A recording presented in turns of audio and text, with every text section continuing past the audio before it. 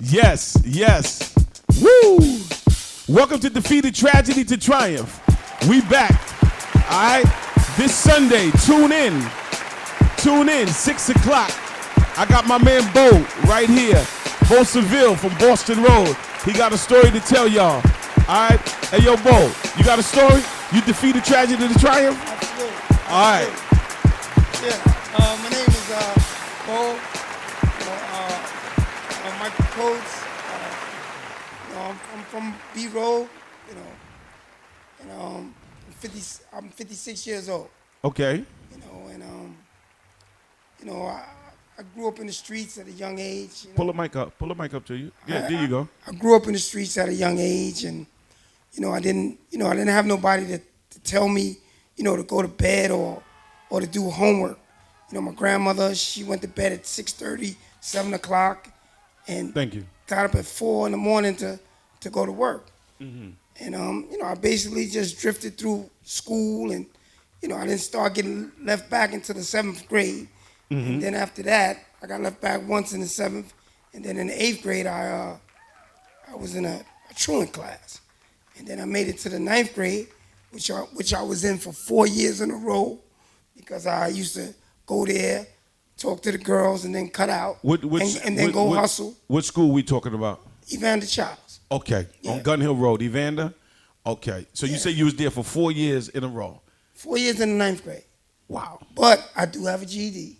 Okay, that's good. That's a Do triumph. have a GED. That's a triumph. Right. That's good. Beautiful. Okay, all right. All right. But like I said, I used to hustle, and it was a good life back in them days, because the streets was different, Mm-hmm. but like now, the hustling and that type of hustle is no more. Why? Because I'm listening. My audience want to know. Take your time. the law has changed. Okay. You get I remember back in the day, if it was your first arrest, you got probation for a gun. Okay. Then you got a bullet for a gun. Okay. Now I think hold you on. get 3 to 9. Time out. When you say bullet, all right, people don't know. So when you say a bullet, what was a bullet? 1 year. Okay. So 8 months. So for a gun, if you got caught the second time, you got a year. No, you got 2 to 4 the second time. Oh, okay. So No. for the first time. If it's your first offense, they might give you probation. Okay. If you was a career criminal, then you took the year. Okay. And then if it was your second or third time, you got 2 to something or 3 to something. But now it's totally different. Mm-hmm. But like I said, I was a young guy in the streets. I didn't start going to prison until I was 20. And then from 20 till I was 34, I did like 12 years out of my life, Mm-hmm. in prisons. And then when I came home at 34, I just couldn't let people down no more. I tried to do the right thing and start working, And a friend of mine, he seen me on a train one day and said to me, I'm so proud of you that you changed your life, that you're working. Right. And then How did that make you feel? he was a good guy. And then, I was working construction. I got laid off. Mm-hmm. Then I bumped back into him like 2 months later. Okay. And he was like, yo, I don't see you on the train no more. I told him I got laid off. So he told me, yo, give me your number. I'm going to get you a job. So I gave him my number. And when I went home that night, my girl said to me, you better go to this address tomorrow. The guy said he got you a job, Mm-hmm. which was in a warehouse. Right. And that was the best thing that ever happened to me, because when I went there, it was like 150 people filling out for applications, but they was only taking 4 people. Wow. And his brother knew me, and his brother said, that little guy right there. And they pulled my application, and the work was hard. The work was really hard. And I told myself, I'm just going to do it until they let me go, because they wanted a quota. They wanted me to pick up like 1,200 a day in boxes. Okay. But I was only doing maybe like the first week, like 200-300. So you didn't think you could pull it off? No, but I said to myself, I'm going to stick around because, he went out his way to get me this job. Right. So they used to call 2 Where hours. the clap at? Where the clap at hands? It used to be 2 hours overtime every day. And I got off at 3 a.m. because I worked from 5 to 1 Okay. And I got off at 3 a.m., but the bus didn't run between 3 and 4. So I stayed 2 more hours, overtime, and got off at 5, and the bus pulled right in front. Okay. So the manager, That worked out for you. Go ahead. so the manager, I was there 10 weeks. Manager called me in his office. He said, son, I took a liking to you because you stayed 4 hours every day. He said, yesterday you did your numbers. He said, you got 2 more weeks. You got to keep doing your numbers or I'm going to let you go. Ooh. And 2 more weeks, I started working through one of my breaks, to run a little harder. And 2 weeks later, I made the union. I was so proud, I cried, man. I ain't going to lie to you, man. All right. That's the first time I achieved something. Hand clap. Because I was a street nigga, so I'm a street person. So, made the union.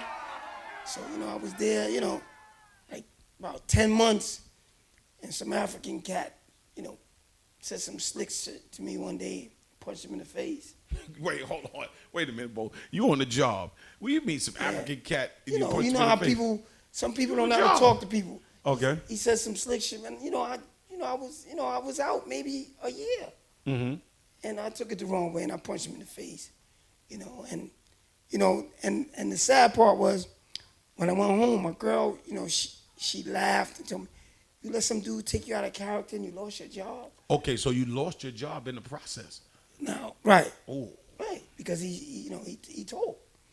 And I felt really bad because she would laugh. She would make a joke out of it. And she don't care about me. You let somebody take you out of context, and she would laugh and go in the other room.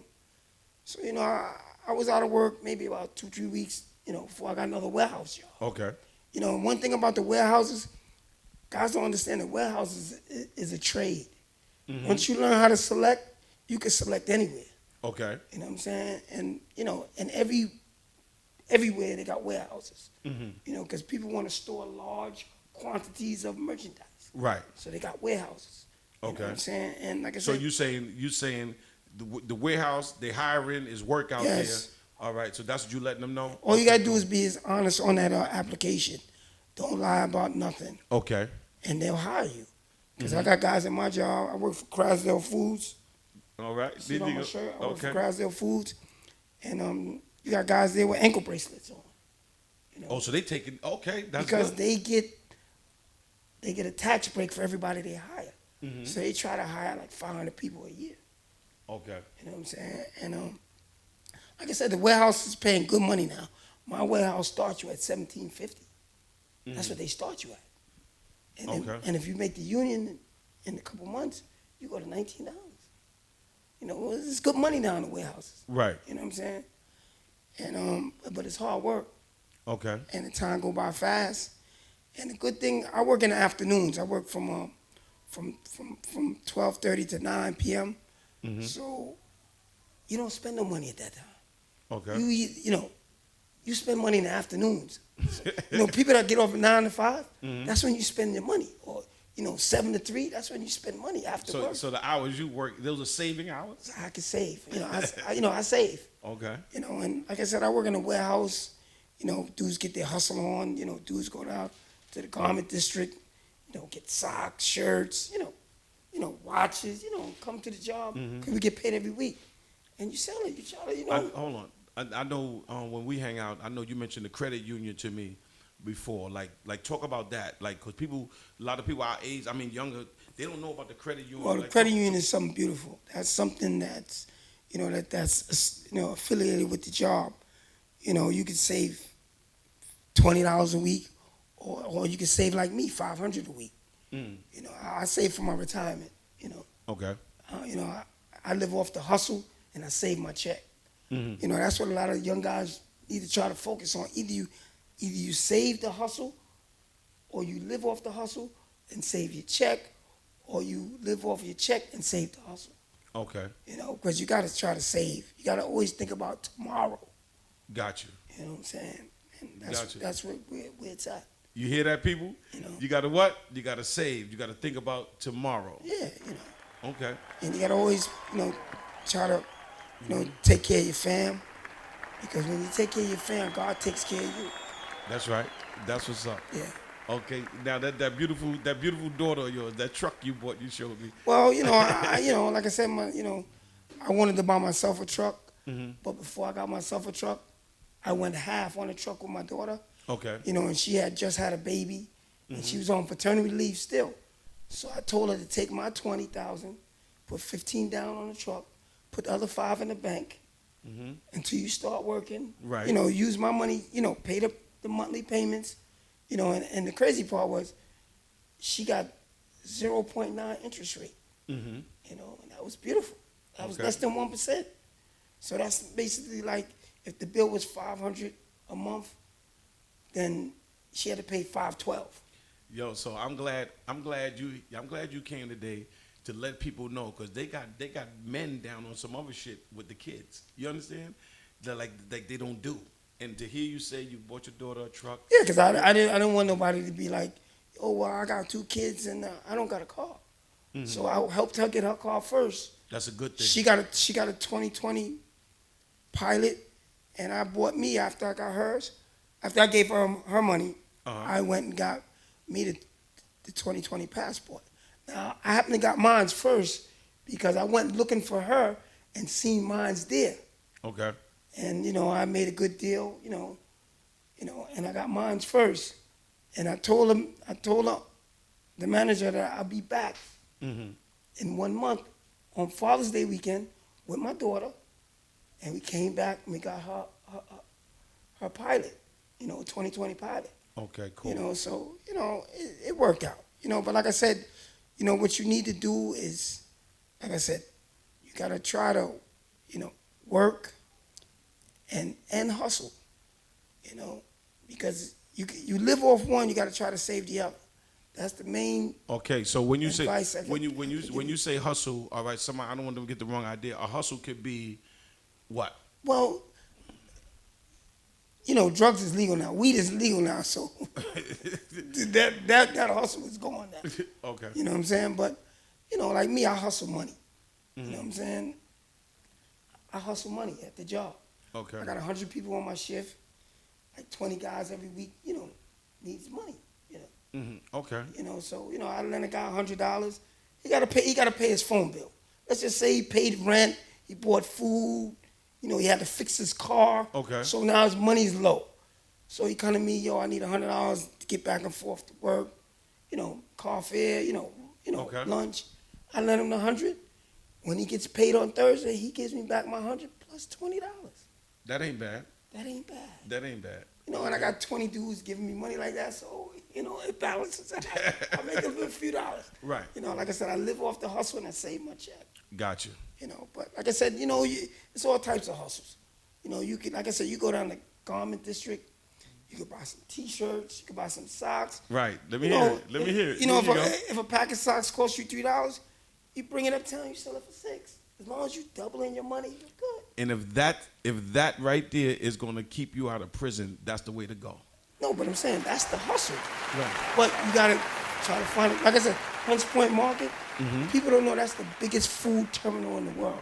Okay. There's no larger food place than Hunts Point Market, and they're always hiring. You know, you go down there, fill out applications. You know, get you a job. Okay. You know, like I said, just don't lie on the application. Y'all hear that? You know, get down to Hunts Point Market. They hiring. You know, how long you been there? I've been there since 1999. Wow.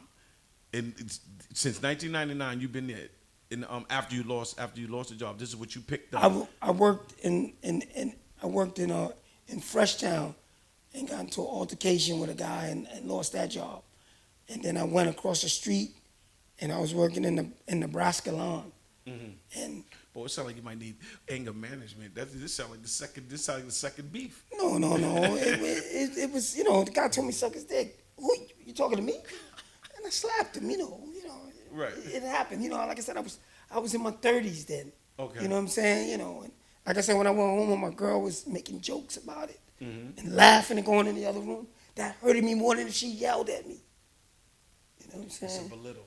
You know, right. It's a belittle. Right. Like she got you down, yo, you a clown. You a clown for letting something like that happen. You know, and I was getting, and back then I was getting $10 an hour. And back then I was decent money. And I used to do 20 hours overtime. So I had 20 hours at $15 and 40 hours at $10. That hurt. You know what I'm saying? Yeah. So I had, what was that? That's 700. After taxes, I might have 5 and change. So it was, it was good money back then. You know what I'm saying? And to lose that doing that. But I was only out of work maybe 2-3 weeks before I started working back. Because once you know how to select, you go anywhere and select. Okay. And I went to Nebraska line. They told me because I had experience, they was gonna start me at $9. But when I got my check, you know what them Indians was paying me? $7.50. Because it was close to Thanksgiving, I didn't quit. I didn't want my girl's family saying, "Your man don't got a job." So I didn't quit. So I filled out applications, and because I had worked for Atlantic Pacific Tea Company, which, everybody knows Atlantic Pacific Tea Company is the people that own Stop and Shop. Okay. They're the biggest. They're one of the biggest food companies. You might know them as A&P, Fresh Town Food Emporium. They had like 20 different food names because they always changed names so they could, cut the taxes. So but now they own all the Stop and Shops. Okay. You mentioned something about a union. What's the union? What's the union? Teamsters. Okay. Yeah. Now, how does that work? Well, the Teamsters will fight for your job. When something go wrong, you do something wrong, they'll fight for your job. And they can also place you in jobs. Okay. Let's say I wanted to move to Atlanta. Okay. I could call a union and say what warehouses are y'all representing in Atlanta, and they'll tell me, oh well, we got a bread company out there. Okay. And you tell me I want to transfer there because I need 2 more years before I retire. And they'll set you up, and when the spot's open, I could go. Got you. Yeah. Okay, so it's best to get in a union. Well, it's best to get in a union. You don't want to ever be, where you've been at a job. Let's say you've been at a job 9 years without a union. You don't. Every day is day to day. Right. You don't know. They can let you go. You get into an argument with the manager, or he had a problem with his girl. He come in with an attitude, and you fired. Okay. At least with a union, if they fire you, they got to have just cause. Okay. You go to arbitration, or the company will have a hearing, and they got to decide why he fired you. And it got to be just cause. Got you. So union, because remember they get union dues, so they got to fight for your job. They got to keep you on a job to get your union dues. You understand what I'm saying? Got you. Me, I pay $59 a month in union dues right now. All right, Bo. So your tragedy was short. Everything you told me about right now, that was part of the triumph. All right. How many years you worked? The guy on the train, the gentleman on the train. So my tragedy was, I started jailing at 20. Like I said, and what led you there? Well, I was hustling. I was in the streets, hustling. We had good drug lawyers. As long as you didn't get a direct sale, I was back out the next day. If I got caught with work on the block, if the work was in the stash and police took me, I got out the next day. Okay. As long as you didn't have a direct sale, you didn't do no time. And that's how it was in the 80s. All right, so I'm not going to ask Bo, all right, but for the people that's listening, when he says stash, that is where you hid your drugs somewhere, all right? Right, you got to let them know. When he says stash, all right, I'm letting y'all know that is you hid your product, your drugs somewhere, all right? Like I said, back in them days, I grew up hustling. I went from selling weed, loose joints in the 7th grade to selling nickel bags, You remember Tix, Jamaican boy, Bronxwood. Rude boy Tix. Yeah, rude boy. God bless him. He's gone now, but, he got killed saving his brother, But, he, we used to, buy quarter pounds from Hardest Heart in Harlem. Right. We used to take a cab down to Harlem, and Tix, he saved me. He made me bigger than everybody because he wanted in on Boston Road. So he would say, take these 5 pounds of weed, take it home and sell it. So when you would go downtown to go buy to re-up, I should just go home and bag up and come back out. Right. So Tix was the plug. Tix was the plug. Now you mentioned D Hard is Hard. All right, you mentioned that on 125th Street. Yeah, Hard is Hard. Now, if you remember, I know you remember. If you gave them a description of D Hard is Hard right now, just to show you how D Hard is Hard was ahead of their time, if you give them the description on how it was an open market when you walk in the store and everything was out, the weed was out, that's what's going on today. Right. You understand? D Hard is Hard was ahead of their time. Because right now, when you walked in there, it was in barrels and shit like that. It was open. Yeah, but they had to been paying the police off. No, but I'm just saying. Because we was illegal. What I'm saying is, that's what's going on right now. It's called, but they got it. It's called a dispensary. Yo, you know what's crazy? Because I got a cousin. I'm not gonna mention his name, but I got a cousin. He's a good dude, but he was always a weed head. Always loved weed. And a few years back, he was telling me about that he was going to invest in his weed business, and I'm like, "The fuck is this guy?" He's talking about he's going out Jablip, to find spots to to plant weed. And I'm listening, but he's doing really good because he got involved with some big companies back then 5 years ago, and he's So when he shot that to you, that went over your head. Yeah, it went over my head. Went over your head. But yeah, he's doing good with that weed business. My man, hold on. My man was talking about Bitcoins and this and that. Like, I couldn't understand it. I didn't understand it. But now I do. Yeah. The Bitcoins and all that, now I understand. It's money in that shit. Yeah. You know what I mean? Yo, I know you got a role, Bo. I appreciate it that you came through. You gave me your time, and you was able to spread, a message. You understand? And your message was they're hiring in Hunts Point. Yeah. All right? They're hiring in Hunts Point, and hustle the hustle. All right? That's what it is? Like I said, you get a job, and like I said, you either save your check and live off the hustle. Okay. Or spend your check and save the hustle. Gotcha. Because you got to save for tomorrow. My man. Bo, thanks for coming through, brother. Right, I love man. you. All right. Defeated Tragedy to Triumph. Y'all watch tomorrow, 6 o'clock. Beauceville, Boheme, Boston Road. All right, legend. Thank you, man. I appreciate it. My brother, thanks for coming through. All right, DJ Hands. All right, my man. Hands, don't shut me down yet. I want to mention something. All right, I want to mention something. All right, okay, brother. Thank you. Thank you. 1, 2. Hold on. Yeah, boy, lift that up. Okay, my bad. All right. Yo, check it out. I told you I'm going to get everybody. All right, I'm going to get everybody. And we're going to keep everything the same, but now I'm adding on. I'm looking for the people that went through bullpen therapy. Bullpen therapy, if you don't know what that is, that's got locked up, spent 3 days in a bullpen, 2 days in a bullpen. And you didn't have to do 5 years. You didn't have to do 10 years. The bullpen was enough. 3 days. And you changed your life. That changed your life. You became a correction officer. You became a cop. You became a lawyer. You became whatever. Whatever happened, you already know that 3 days in the bullpen was enough for you. And you turned it around. Hit me up on my Gmail, DEFEATEDTRAGEDY2TRIUMPH@gmail.com. I want to hear your story. Tune in 6 o'clock tomorrow. Peace.